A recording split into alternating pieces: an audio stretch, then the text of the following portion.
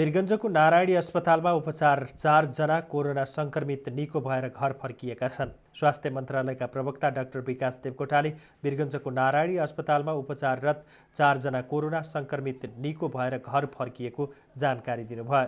आइतबार मन्त्रालयमा आयोजित नियमित पत्रकार सम्मेलनमा देवकोटाले नारायणी अस्पतालमा उपचाररत रौतहटका 19 वर्षीय पुरुष 14 दिन र 3 जना भारतीय नागरिक 15औं दिनपछि कोरोना संक्रमण मुक्त भएर अस्पतालबाट डिस्चार्ज भएको बताउनुभयो। उहाँका अनुसार नेपालमा कोरोना संक्रमितको संख्या हालसम्म 51 पुगेको छ भने निको हुनेको संख्या 16 पुगेको छ। संक्रमितहरूमध्ये धनगढीको सेती प्राविधिक अस्पतालमा 1 जना, वीरगञ्जको नारायणी अस्पतालमा 3 जना, भरतपुरको कोरोना विशेष अस्पतालमा 1 जना र विराटनगरको कोशी अस्पतालमा 30 जना गरी जम्मा 35 जनाको उपचार भइरहेको छ। 51,367 पुगेको छ, जसमध्ये पीसीआर विधिबाट परीक्षण गरिएको संख्या 9,931 र आरडीटीबाट परीक्षण गरिएको संख्या 41,436 छ। गत 24 घण्टामा हामीले 2096 वटा थप परीक्षण गरेका छौँ। त्यसैगरी विभिन्न प्रदेशको हामीलाई विवरणहरू प्राप्त भएको छ। प्रदेश नम्बर 1 मा आरडीटी विधिबाट गरिएको परीक्षणको संख्या 4,308 छ। प्रदेश नम्बर 2 मा 5,141 छ। बागमती प्रदेशमा 7,591 छ। त्यसैगरी गण्डकी प्रदेशमा 4,924, प्रदेश नम्बर 5 मा 3,326, कर्णाली प्रदेशमा 4,974 र सुदूरपश्चिम प्रदेशमा 11,172 वटा टेस्टहरू भएका छन् आरडीटी विधिबाट। क्वारेन्टाइनमा रहेका व्यक्तिहरूको संख्या आजको दिनमा 17,025 छ, जसमध्ये प्रदेश नम्बर 1 मा 4,570, प्रदेश नम्बर 2 मा 3,902, बागमती प्रदेशमा 4,636, गण्डकी प्रदेशमा 3,657, प्रदेश नम्बर 5 मा 13,119, त्यसैगरी कर्णाली प्रदेशमा 5,480, सुदूरपश्चिम प्रदेशमा 5,951 गरी जम्मा 41,315 जना, माफ गर्नुहोला, विभिन्न प्रदेशमा गरेर जम्मा 17,025 जना क्वारेन्टाइनमा रहनु भएको छ। आइसोलेसनमा रहेका बिरामीहरूको संख्या 110 जना छ। काठमाडौँ उपत्यकामा 6 जना, उपत्यका बाहिर 104 जना आजको दिनमा आइसोलेसनमा रहनु भएको छ। कल सेन्टरको अपडेट गराउन चाहन्छु। गत 24 घण्टामा हामीलाई 2 वटा कल सेन्टर 11:15 र 11:33 मा 2071 वटा कलहरू प्राप्त भएका छन्। त्यसैगरी मोबाइल एप्लिकेसन हाम्रो स्वास्थ्य र हाम्रो वेब पेज covid19.mohp.gov.np मा आफ्नो स्व मूल्याङ्कन फारम भर्ने व्यक्तिहरूको संख्या गत 24 घण्टामा 895 जना छ। यसरी कुल 26,810 जनाले हालसम्म आफ्नो स्व मूल्याङ्कन फारम भर्नुभएको छ। यसरी गत 24 घण्टामा थप 6 जना रेड जोनमा पर्नुभएको छ। सम्भावित संक्रमितहरूको संख्या यो एपहरूबाट हालसम्म 296 जना रहनु भएको छ। उहाँहरूलाई हाम्रो एपिडेमियोलोजी तथा रोग नियन्त्रण महाशाखा मार्फत ट्रेसिङको कार्य भइरहेको छ। यो स्व मूल्याङ्कन फारम बाहेक यहाँहरूले यो वेब पेजहरूमा नेपालको र विश्वको ताजा अपडेट हेर्न सुन्न सक्नुहुन्छ। त्यसैगरी आफू वरिपरि यदि विदेशबाट फर्कनु भएको छ भने उहाँहरूको जानकारी दिन सक्नुहुन्छ। विभिन्न जनचेतनामूलक सामग्रीहरू त्यहाँ राखिएको छ, यहाँहरूले हेर्न सुन्न र पढ्न सक्नुहुन्छ। त्यसैगरी आफ्नो नजिकमा कुन अस्पतालमा के सेवा पाइन्छ कोभिड-19 को सन्दर्भमा सोको म्यापहरू हेर्न सक्नुहुन्छ, नक्सा हेर्न सक्नुहुन्छ र विभिन्न प्रयोगशालाहरूको बारेमा जानकारी लिन सक्नुहुन्छ जहाँ परीक्षणहरू हुन्छन्, प्रयोगशालाको परीक्षण हुन्छ। केही क्रियाकलापहरूको अपडेट गराउन चाहन्छु। आज स्वास्थ्य तथा जनसङ्ख्या मन्त्रालयलाई माननीय मन्त्रीज्यूको उपस्थितिमा लायन्स क्लब इन्टरनेसनलका सुनिल ओझा, इन्द्र खत्रीज्यू समेतबाट कोभिड-19 को परीक्षण तथा नियन्त्रण रोकथामका लागि प्रयोग हुने सामग्रीहरू करिब 57,50,000 बराबरको PPE 2,000 थान, 95 N95 मास्क 5,000 थान, सर्जिकल मास्क 5,000 थान र ग्लोभ्स 20,000 थान हस्तान्तरण भएको छ। प्रदेश नम्बर 2 मा हाम्रो थप परीक्षण गर्ने विस्तार गर्ने काम भइरहेको छ। त्यसमा 8 वटै जिल्लाहरूमा करिब 1500 भन्दा बढी नमुना परीक्षण गर्ने हाम्रो लक्ष्यमा अहिले 1027 वटाको नमुना संकलन भइसकेको छ र परीक्षण भइरहेको अवस्था छ। त्यसैगरी उदयपुर जिल्लालाई फोकस गरेर गत हप्तामा हामीले 413 वटा नमुना संकलन गरी परीक्षण भएकोमा अहिले थप 337 वटा नमुना संकलन गर्ने कार्य भइरहेको छ। झापाको दमकमा एकजना संक्रमित भेटिएसँगै अस्ति हामी उहाँको वरिपरि रहेका व्यक्तिहरूमा 50 जना भन्दा बढीको नमुना संकलन कार्य भइरहेको छ। यसरी अब यो नमुनाको परीक्षण विस्तार गर्ने क्रममा हामीले प्रदेश नम्बर 5 मा आउँदो हप्ता यो हप्तामा नमुना संकलन गर्ने योजना राखेका छौं। संक्रमित व्यक्तिहरूको विवरण दिन चाहन्छु। आज नारायणी अस्पताल वीरगञ्जमा कोभिड-19 को उपचारमा रहेका रौतहटका 19 वर्षीय पुरुष 12औं दिनमा र अन्य 3 जना पुरुषहरू 15औं दिनमा निको भई अस्पतालबाट डिस्चार्ज हुनुभएको छ। यसरी थप 4 जनाको डिस्चार्ज सहित डिस्चार्ज हुनेको संख्या 16 पुगेको छ। हाल संक्रमितहरूको संख्या 51 छ। उहाँहरूको धनगढीमा 1 जना, वीरगञ्जमा 3 जना, भरतपुरमा 1 जना र विराटनगरमा 30 जना गरी 35 जनाको उपचार भइरहेको छ। सबैको स्वास्थ्य स्थिति सामान्य रहेको छ। आज मैले धेरै मिडियाहरूमा र व्यक्तिहरूले पनि हालसम्मको नेपालको स्थिति कस्तो छ, कुन चरणमा जाने, के छ भनेर केही कुराहरू यो हाम्रो सार्क र दक्षिण एसियाको रिजनमा हाम्रो स्थिति के छ, हामीले के गरिरहेका छौं भनेर केही जानकारी दिन चाहन्छु। हामीले सुरुमा 4 वटा रणनीति अनुसार प्रवेशमा रोक लगाउने, जनचेतनाको कार्यक्रमहरू गर्ने, क्वारेन्टाइन र निगरानीको व्यवस्थापन गर्ने र बिरामीको व्यवस्थापन गर्ने भनेर 4 वटा रणनीति लिएर अगाडि बढेका थियौं। यो कोभिड-19 को संक्रमण फैलिएसँगै सुरुको अवस्थाको हाम्रो 4 वटा रणनीति थियो। गत महिनामा हामीले 60 को रणनीति मार्फत travel restriction, testing, tracing, tracking गर्ने, ट्रिटमेन्ट गर्ने र टुगेदर हामीले चाहिँ आवत जावत रोक्ने, लकडाउनको स्थिति, टेस्टिङको दायरा बढाउने, संक्रमित व्यक्तिहरूको फराकिलो दायरामा ट्रेसिङ गर्ने, संक्रमित व्यक्तिहरूको कहाँबाट जानु भएको छ त्यसको ट्र्याकिङ गर्ने र ट्रिटमेन्टको पक्षलाई मजबुत गराउने, त्यसैगरी सबै मिलेर सहकार्य गरेर यो कोभिडको महामारी जित्ने भनेर 6 वटा रणनीति लिएका थियौं। यो रणनीति मार्फत काम भइरहेको जानकारी गराउन चाहन्छु।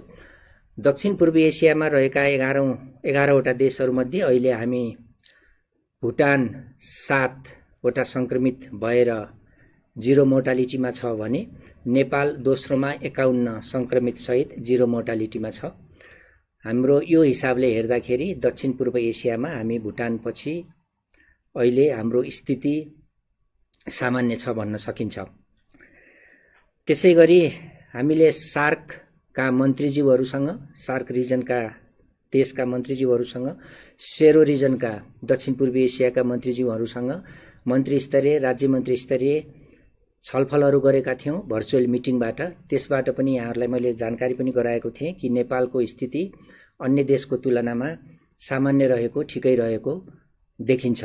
हाम्रा जुन अहिलेका रणनीतिहरू छन्, हाम्रो जुन अहिले संक्रमितको संख्याको कुरा छ र उहाँहरूको अवस्थाको कुरालाई हेरेर नेपाल ठिकै स्थितिमा रहेको देखिएको छ।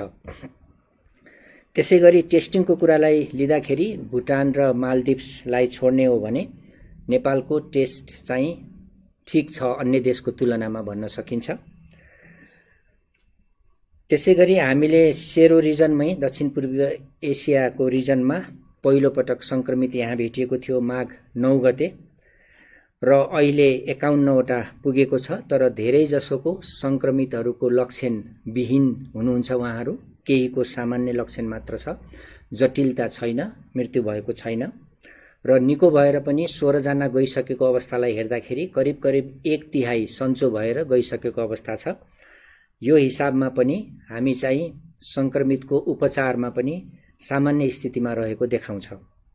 त्यसैगरी अस्पतालको कुरा गर्दाखेरि हामीले काठमाडौँ उपत्यका बाहेकका धेरैजसो अस्पतालमा अहिले संक्रमितहरूको उपचार भइरहेको स्थिति छ। त्यसले गर्दाखेरि देशव्यापी रूपमा प्रदेशहरूमा पनि हाम्रो उपचारको स्थिति पनि सामान्य सुधार भएको देखिन्छ।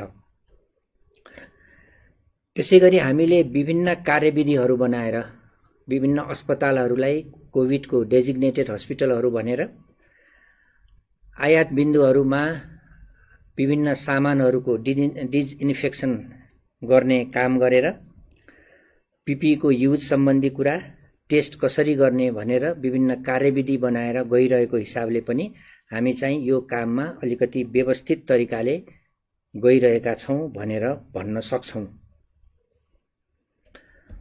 यति हुँदाहुँदै पनि केही च्यालेन्जेसहरू लजिस्टिकको पार्टमा थोरै च्यालेन्ज छ हामीलाई।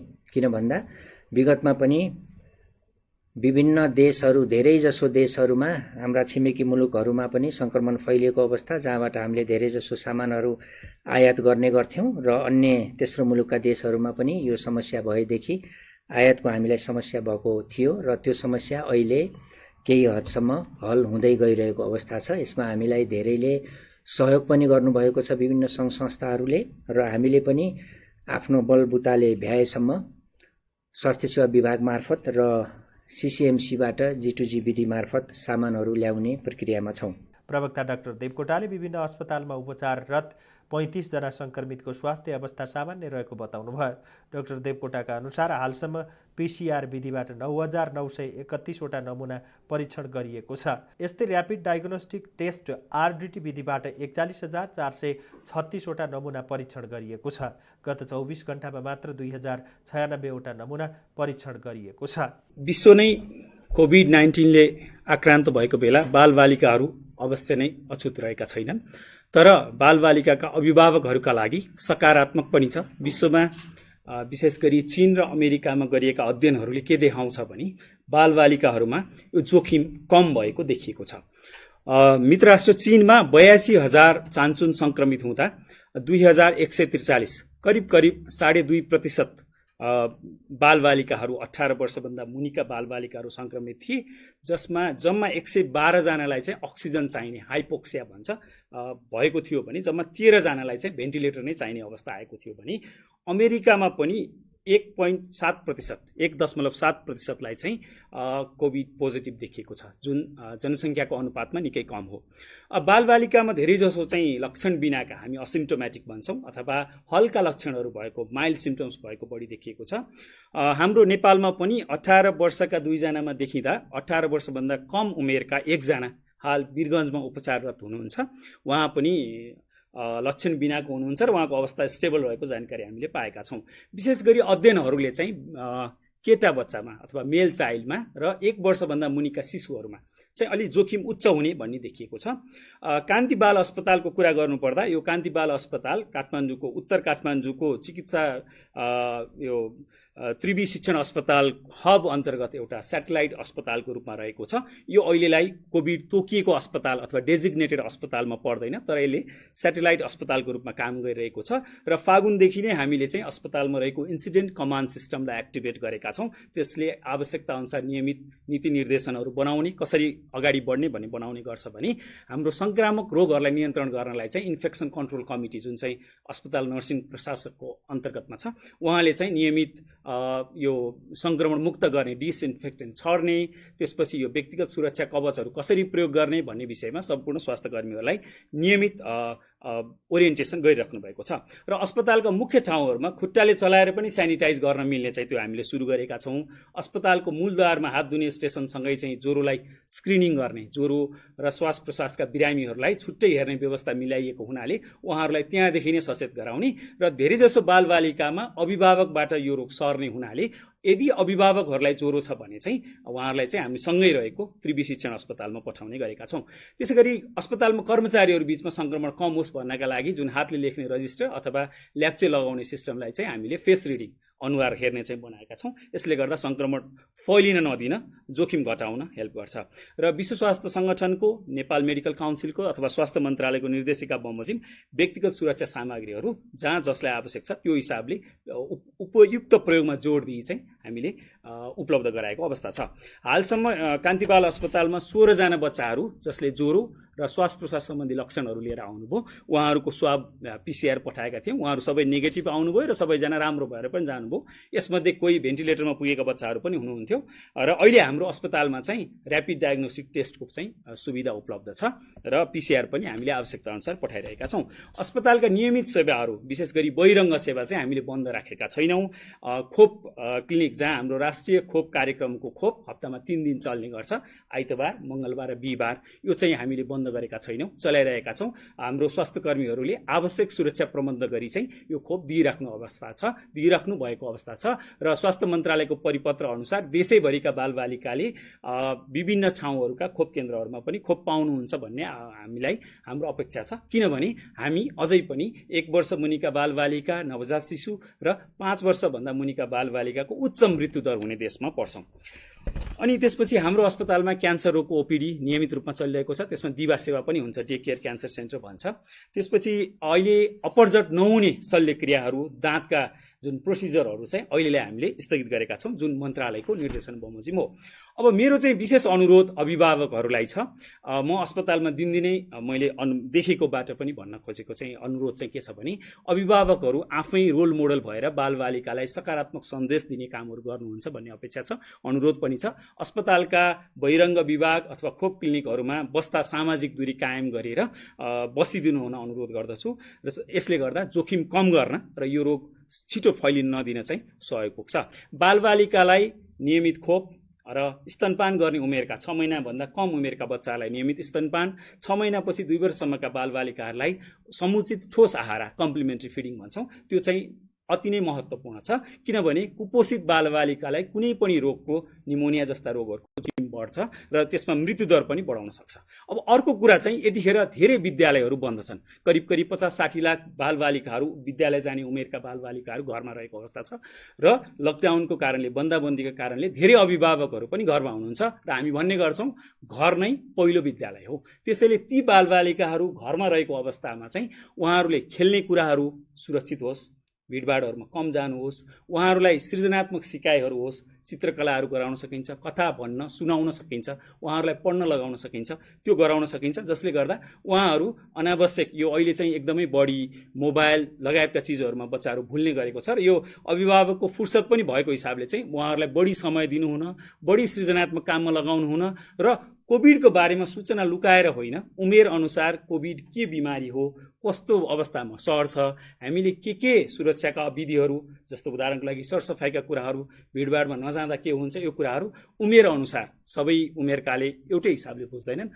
इन्फर्मेसन चाहिँ उहाँहरूलाई सूचना चाहिँ सही सूचना दिनुपर्छ, जसले गर्दा उनीहरूलाई एउटा तनाव, आतंक यो के भइरहेको भन्ने नहोस् र सकारात्मक सन्देशहरू पनि दिन सकिन्छ। त्यो भित्र पनि सरसफाइ रहने कुराहरू, यसरी खेल्नुपर्ने, खानु अगाडि हात धुनुपर्ने कुराहरूमा दिन सकिन्छ। यदि बालबालिकाहरूलाई केही स्वास्थ्य समस्या भएमा, विशेष गरी कोभिडकै सम्बन्धमा भन्नुपर्दा उच्च ज्वरो र श्वास प्रश्वास सम्बन्धी समस्या अथवा छिटो अवधिमा चाहिँ सास फेर्न गाह्रो भएमा चाहिँ स्वास्थ्य संस्थाहरूमा जानु होला। स्वास्थ्य संस्थाहरूमा जानुपर्दा चाहिँ सही सूचना पनि दिनु होला। जस्तो कोही संक्रमित अथवा संक्रमित हुन सक्ने अवस्थाका व्यक्तिसँग सम्पर्क भएको थियो भने त्यो सूचना दिनु होला। त्यसले गर्दा हाम्रो स्वास्थ्यकर्मीहरू, देशैभरिका स्वास्थ्यकर्मीहरूले पनि आफू सुरक्षित रहेर तपाईँको बच्चालाई समुचित उपचार दिन सक्छन्, त्यो चाहिँ ध्यान दिनु होला। कान्ति बाल अस्पतालको हकमा हाम्रो बहिरङ्ग सेवा कहिले पनि बन्द छैन। त्यो बिचमा अब अहिले हामीले चाहिँ तत्काल नै चाहिँ टिकट काट्न पनि समस्या पर्ने हुनाले चाहिँ त्यो अनलाइन टिकटिङ पनि सुरु गर्दैछौँ। होपफुली यो लकडाउन सक्नासाथ हाम्रो त्यो पनि सुरु हुन्छ र अस्पतालका विभिन्न नम्बरहरू चाहिँ बाट पनि सम्पर्क गर्न मिल्ने व्यवस्था मिलाएका छौँ। मेडिकलको ड्युटी डाक्टरलाई हाम्रो ल्यान्डलाइन नम्बर 0144274449 अथवा मोबाइल नम्बर 9847386205 मा सम्पर्क गर्न सकिन्छ। त्यसै सर्जिकल सम्बन्धी बिमारहरू को लागि चाहिँ सर्जिकलको ड्युटी डाक्टरलाई चाहिँ विशेष गरी यो फलोअपमा आउनुपर्ने अथवा अपरेसनको समय लिएकाहरू कहिले आउँ भन्ने छ भने 01-444-3131 ल्यान्डलाइन नम्बर अथवा 98-473-86-150 मा सम्पर्क गर्न सकिन्छ। यो बिचमा धेरै तनाव भएको हुनाले नकारात्मक सन्देशहरू बढी जाने हुँदा बालबालिकालाई तनावको कारणले विभिन्न खालका लक्षणहरू हुन सक्छन्। बालबालिकाको स्ट्रेस अथवा तनावले गर्दा हुने पेट दुख्ने, खान मन नगर्ने, टाउको दुख्या जस्तो गर्ने विभिन्न लक्षणहरू हुन सक्छ। यदि त्यस्तो खालको बाल मानसिक समस्या भन्छौँ हामी अथवा किशोर किशोरीसम्म यस्ता कुनै समस्या छ भने कान्ति बाल अस्पतालको बाल मानसिक रोग विशेषज्ञहरूलाई सोझै सम्पर्क गर्न सकिने मोबाइल नम्बर 98-085-22-410 मा सम्पर्क गरेर यो बारेमा आवश्यक परामर्श लिन सकिन्छ।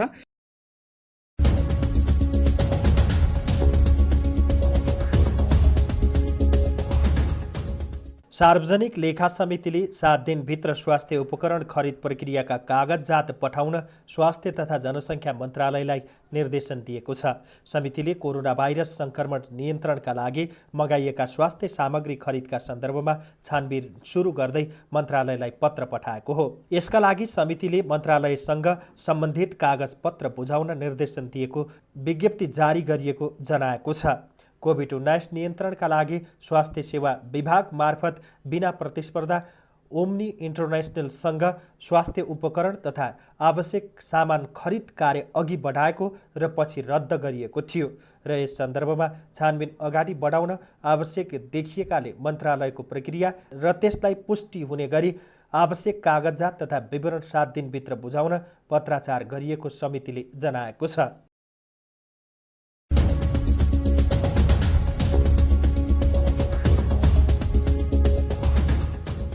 कोरोना भाइरस कोभिड-19 को सङ्क्रमण रोकथाम तथा नियन्त्रणका लागि नेपाल सरकारले गएको चैत्र 11 गतेदेखि गरेको लकडाउन जारी छ।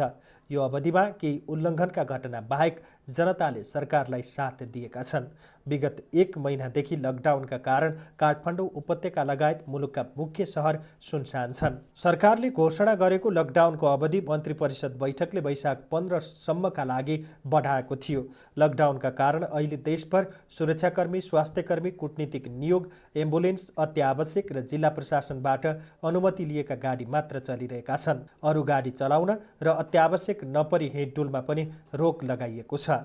लकडाउनको अवधिमा अत्यावश्यक बाहेकका काममा हिँडडुल गर्नेलाई प्रहरीले कारबाही गर्ने गरेको छ। लकडाउन तोड्दै सवारी चलाउने भने बढेका छन्। धेरैजसो मुख्य सडकमा आवतजावत ठप्प छ भने भित्री सडकमा सामान्य चहल पहल छ। प्रहरीले घर बाहिर ननिस्कन तथा उच्च सुरक्षा सतर्कता अपनाउन आग्रह गरेको छ।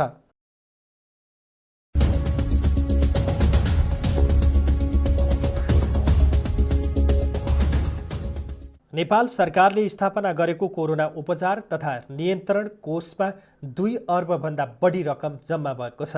प्रधानमन्त्री कार्यालयका सचिव नारायण प्रसाद बिडारीले अहिलेसम्म कोषमा 2 अर्ब 16 करोड रुपियाँ जम्मा भएको जानकारी दिनुभयो। आइतबार मात्रै कोषमा MIT ग्रुप फाउन्डेसनले 3 करोड रुपियाँ सहयोग गरेको छ।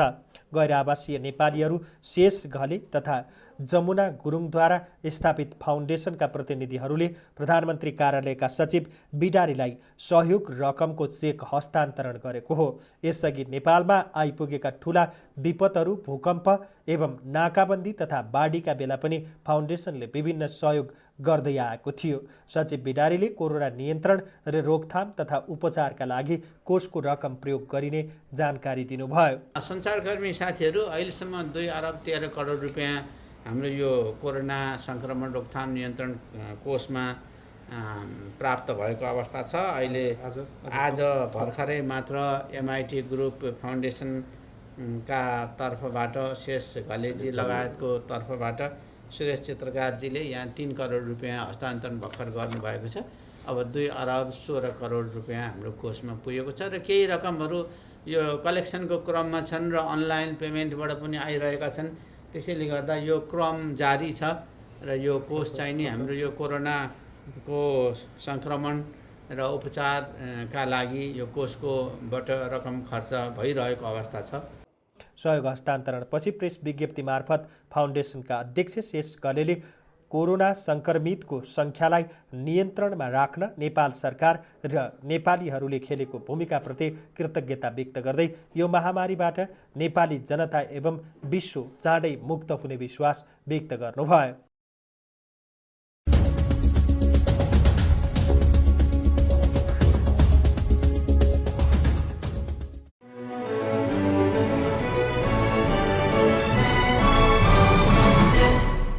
विश्वभर नोभेल कोरोना भाइरस कोभिड-19 सङ्क्रमणका कारण ज्यान जानेको सङ्ख्या 2 लाख नागेको छ। जोन हकिन्स विश्वविद्यालयका अनुसार अहिलेसम्म कोभिड-19का कारण मृत्यु हुनेको सङ्ख्या विश्वभर 2,02,455 नागेको छ। चीनको हुबेई प्रान्तको राजधानी वुहानबाट गत वर्षको डिसेम्बर अन्तिममा फैलिएको कोभिड-19 सङ्क्रमणको सङ्ख्या 28,92,000 भन्दा धेरै छ। सङ्क्रमित मध्ये हालसम्म 8,15,000 निको भएका छन्। कोभिड-19बाट सबैभन्दा धेरै प्रभावित अमेरिकामा मात्र 1/4 भन्दा बढी अर्थात् 53,500 भन्दा बढीले ज्यान गुमाएका छन् भने सङ्क्रमित सङ्ख्या 9,36,000 भन्दा बढी छ। अमेरिकापछि इटलीमा 26,000 भन्दा बढीले ज्यान गुमाएका छन् भने स्पेनमा मृतक सङ्ख्या करिब 23,000 पुगेको छ। फ्रान्समा 22,200 भन्दा बढीको मृत्यु भएको छ भने बेलायतमा 20,300ले ज्यान गुमाएका छन्।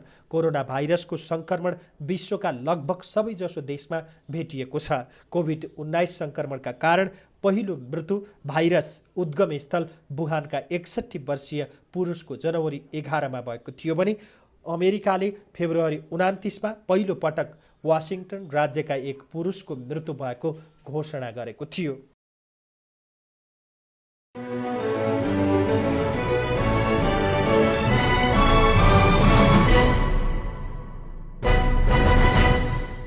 English Premier League club Aston भिल्लाले आफ्ना खेलाडीको 25% तलब रोक्ने भएको छ।